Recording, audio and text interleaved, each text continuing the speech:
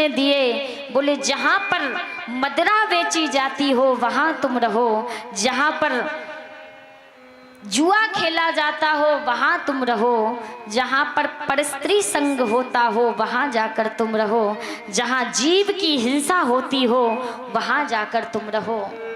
4 स्थान परीक्षित ने कलयुग को रहने के लिए दे दिए। कलयुग चरणों में गिर पड़ा, महाराज मेरा परिवार मेरा साम्राज्य बहुत विशाल है और इन 4 स्थानों में मेरा परिवार नहीं आएगा, थोड़ा सा एक आध स्थान रहने के लिए और दे दो। तो परीक्षित ने दया करके कलयुग को सोने में निवास दे दिया। बोले जाओ आज से सोने में भी तुम्हारा वास। अब बताओ, यहाँ गीता में भगवान कृष्ण कहते हैं कि धातुओं में सोना मैं हूँ, धातु नाम आस्मि कांचनम, धातुओं में सोना मैं हूँ। और यहाँ एक और राजा परीक्षित ने कलयुग से कहा कि जाओ आज से सोने में तुम रहो। तो एक म्यान में 2 तलवार कैसे रह सकती हैं? या तो सोने में भगवान रह सकते या कलयुग रह सकता है। तो माताओं, कलयुग किस सोने में निवास करता है और भगवान किस सोने में निवास करते हैं? अब माताएं देख रही होंगी, बोले हम भी सोना पहने हैं, सोना कम पहना करो। बताएं आपको क्यों? क्योंकि अगर गले में चैन होगी तो चोर की नजर पड़ेगी, और अगर गले में तुलसी की कंठी माला होगी तो चित चोर की नजर पड़ेगी। इसीलिए आप चाहते हो कि ठाकुर जी हमें देखें तो तुलसी माला प्रत्येक व्यक्ति को धारण करना चाहिए। और जो तुलसी अपने गले में धारण करता है और स्नान करता है, उसे कई नदियों का स्नान करने का फल प्राप्त हो जाता है माताओं। इसीलिए प्रत्येक गले में भले ही आप पूरी कंठी की माला ना पहनो, एक मोती तुलसी का जरूर पहनो। आपको पता है हम सनातन धर्म में रहते हैं, हम सनातनी हैं, और हम सनातनियों की पहचान मस्तक पर तिलक से है, हम हिंदुओं की पहचान चोटी रखाने से है, हम हिंदुओं की पहचान कलावा बांधने से है, हम हिंदुओं की पहचान गले में कंठी माला पहनने से है। लेकिन पता है हिंदू ही हिंदू का मजाक उड़ाता है आज के समय में। अगर आपने कंठी माला पहन ली, मस्तक पर तिलक लगा लिया, कलावा बांध लिया, तो बगल वाली पड़ोसन कहती है बड़ी मीरा बनती है। क्या कहती है? बड़ी मीरा बनती है। तो तू सूपनखा बन जा। अगर तू मीरा नहीं बन सकती है तो तू क्या बनेगी? हाँ, आजकल हिंदू ही हिंदू की खंडना कर रहा है, हिंदू धर्म को हिंदू धर्म ही मिटाता जा रहा है, सनातनी ही सनातनी को खत्म करता जा रहा है। इसीलिए आप चाहते हो कि हमारा सनातन धर्म आगे बढ़े, तो प्रत्येक माता को अपने गले में कंठी, माथे पर तिलक और हाथ में कलावा बांधना पड़ेगा।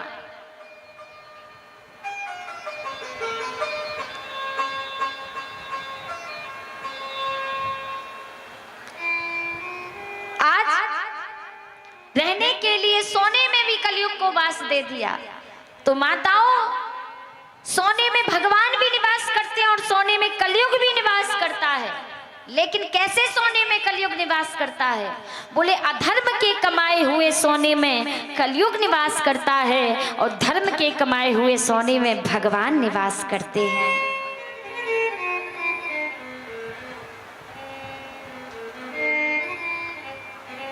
और आज जब राजा परीक्षित ने कलयुग को सोने में रहने के लिए निवास दे दिया, जो सोने का मुकुट परीक्षित स्वयं धारण किए थे, जो पांडवों ने जरासंध से युद्ध में जबरदस्ती छीना था, इसीलिए वो अधर्म का कमाया हुआ स्वर्ण मुकुट था। इसीलिए आज उस स्वर्ण मुकुट पर, सोने के मुकुट पर कलयुग जाकर बैठ गया। और जब कलयुग जाकर बैठ गया तो राजा परीक्षित की मति भ्रमित हो गई, नष्ट हो गई, उनकी बुद्धि ने काम करना बंद कर दिया, मति भ्रमित हो गई।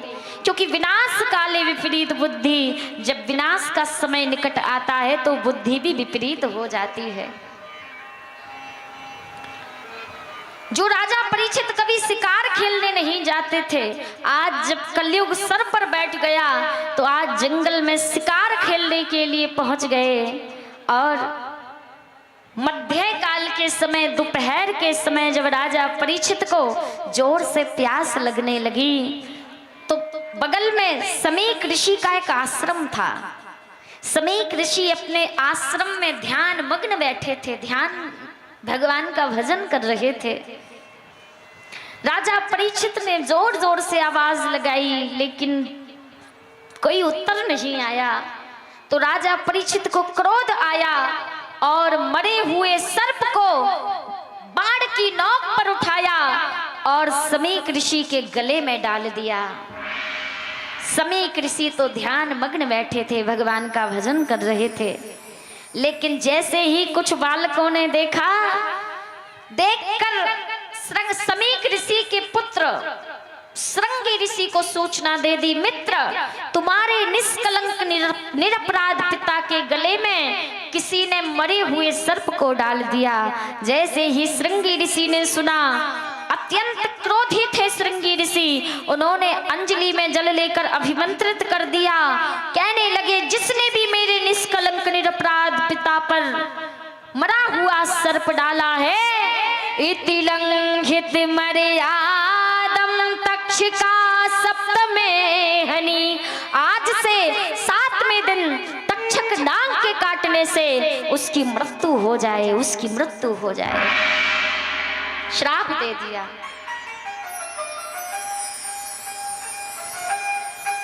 और यहाँ समीक ऋषि जब ध्यान से उठे, उन्होंने देखा अपनी दिव्य दृष्टि को एकाग्र करके कि मेरी कुटिया में राजा परीक्षित आए थे और कलयुग के प्रभाव के कारण उनकी मति भ्रमित हो गई थी।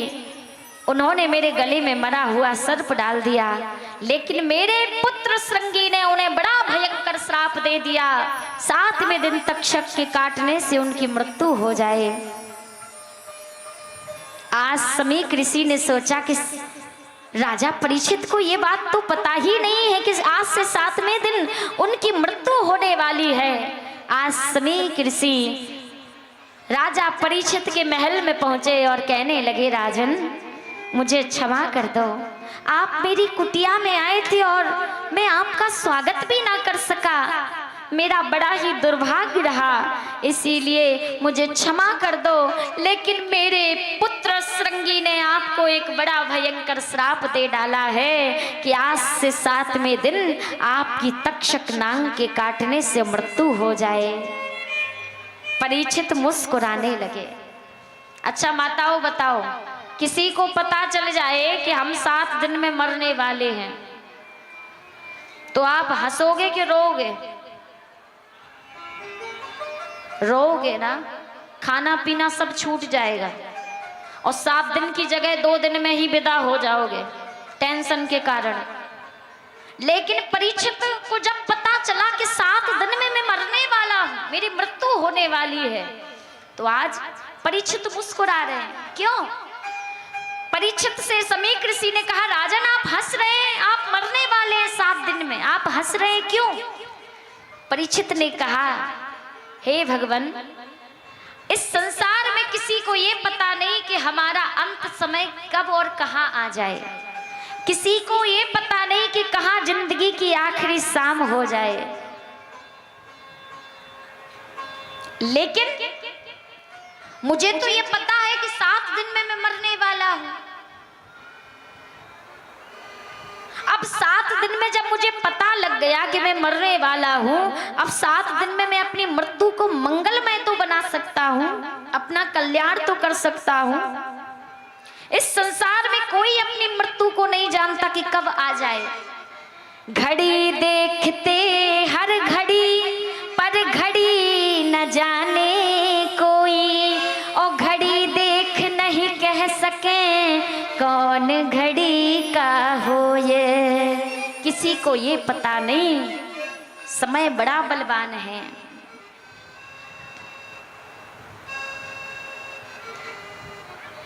आज परीक्षित को जब पता चला कि 7 दिन में हम मरने वाले हैं, हम सब भी क्या है माताओं, हम और आप भी क्या हैं, परीक्षित हैं। क्या है, परीक्षित।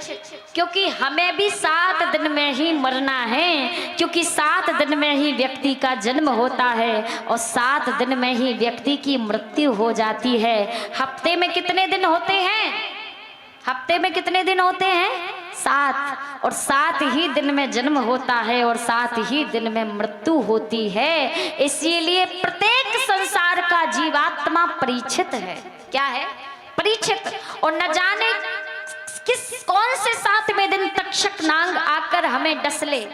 इसीलिए तो कहते हैं कि श्रीमद् भागवत महापुराण सप्ताह ज्ञान यज्ञ भागवत कथा की शरण में आ जाओ, जिससे आपके जीवन का कल्याण हो सके, आपके जीवन का उद्धार हो सके।